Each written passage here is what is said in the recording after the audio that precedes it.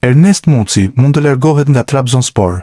Sipas mediumit Epirot Report, Aston Villa ka kërkuar informacion të detajuar për 25 vjeçarin, që gjithashtu është pjesë e kombëtares shqiptare. I njëjti burim raporton se marrëveshja mes palëve do të mbyllej me 25 deri në 30 milion euro. Theksohet se si fillim, operacioni mund të nisë me një huazim, ndërsa në fund të sezonit që po vjen, klubi Premier League të ketë të drejtën e bjerjes. Ky lajm ka marrë dhe në Turqi, duke parë interesimin nga Villa Park si mjaft serioz. Kujtojmë se mesfushori me tipare sulmuese ka kontratë me klubin nga Trabzoni deri në verën e vitit 2029 me opsion rinovimi për një tjetër vit. Sulmuesi Fiorin Durmishaj bëri buj disa vite më parë, teksa vendosi të refuzonte të vishte fanellën e Shqipërisë, duke vendosur të përfaqësonte Greqinë. Karriera e tij në dukje premtuese mori një rënje të lirë pas këtij vendimi, teksa së fundmi 29 vjeçari është transferuar te skuadra serbe e Çukariçkit, duke u bërë kështu ndër të paktët futbollistë me origjinë shqiptare që luan në kampionatin serb. Gjatë karrierës së tij, Durmishaj ka qenë pjesë e skuadrave të rëndësishme greke si Olympiakos, Aris, Panionios, Ofi Kretës, teksa sezonin e kaluar ishte pjesë e Iraklis.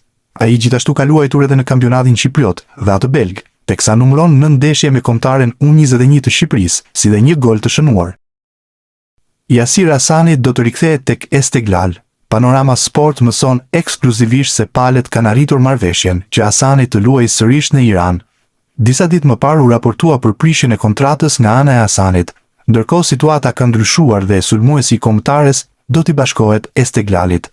Rreth 850.000 euro u pagua në verën e kaluar për transferimin nga Guangzhou. Hasani ndërkohë shënoi 13 gola ndërsa regjistroi 29 paraqitje.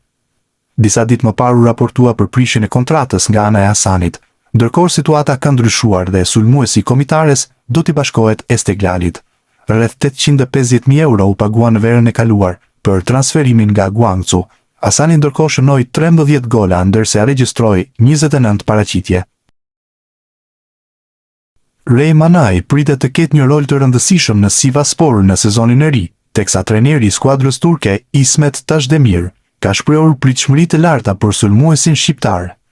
Tekniku i Sivassporit, duke folur për situatën e ekipit para nisjes së sezonit të ri, u ndal edhe te Manaj, duke theksuar rëndësinë e rikthimit të tij në formën më të mirë pas problemeve fizike që e penguan gjatë edicionit të kaluar. Ray Manaj është një lojtar shumë i rëndësishëm. Edhe unë, si të gjithë, kam pritshmëri të mëdha nga ai, deklaroi Tashdemir. Trajneri turk kujtoi se mungesa e sulmuesit shqiptar në disa ndeshje të sezonit të kaluar ndikoi te rezultatet e skuadrës. Nëse do të kishim fituar edhe vetëm një nga ndeshjet ku Ray Manaj mungoi për shkak të dëmtimit, ndoshta mund të kishim arritur në finalen e play-offit, u shpreh ai. Manaj, i cili është një nga pikat kryesore të sulmit të Sivassporit, shihet si një nga lojtarët mbi të cilët klubi turk mbështet ambicjet e tij për sezonin e ri. Tashdemir theksoi se rikthimi i tij i plot fizik do të jetë një faktor i rëndësishëm për objektivat e skuadrës. Është e rëndësishme që Ray Manaj të jetë me ne i shëndetshëm.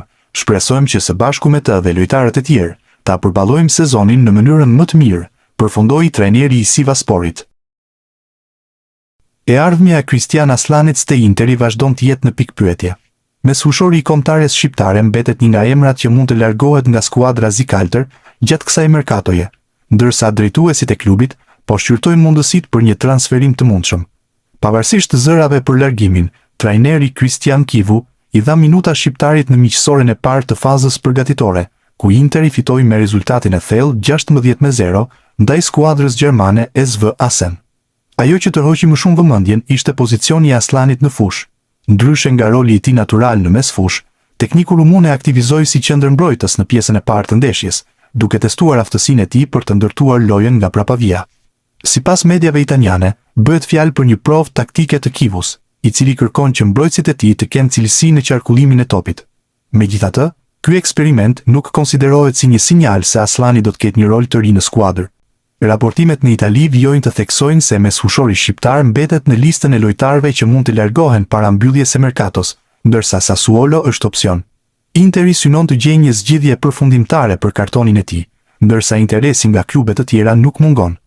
Për momentin, Aslani vijon të stërvitet me grupin dhe po shfrytëzon fazën përgatitore për të bindur Kivun, ndërsa e ardhmja e tij pritet të qartësohet në javët e ardhshme. Renditja e re e FIFA-s ka sjell disa ndryshime në klasifikimin e kombëtarëve, pas rezultateve të fundit në arenën ndërkombëtare. Shqipëria ka pësuar një rënje të lehtë, duke humbur një pozicion dhe duke u renditur tashmë në vendin e 67 në botë. Kuqezinjt janë kaluar në klasifikim nga Kepi Gjelbër dhe Ghana, duke zbritur me një shkallë në listën e FIFA-s. Ndryshe paraqitet situata për Kosovën. Dardanët nuk kanë pësuar asnjë ndryshim në renditje dhe vazhdojnë të mbajnë vendin e 78 në klasifikimin botëror.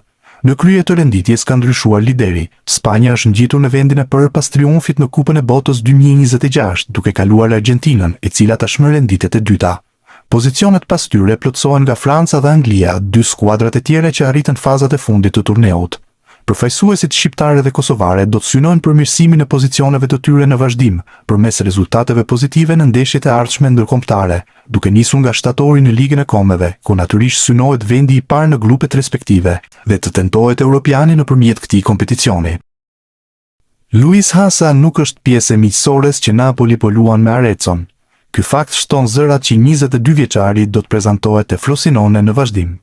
Hasa ishte për herë të fundit pjesë e Kararezës në Serin B, aty ku qëndroi i huazuar dhe bëri mjaft mirë. Mesfushori ndërkohë pritet të luajë në Serie A, por te Frosinone që ja doli të rikthehet në elitë. Trajneri Massimiliano Allegri rezulton të mos e ketë në plane. Hasa është pjesë e kombëtares shqiptare që nga qershori. Trajneri Maran madje i dha mundësinë për të debutuar.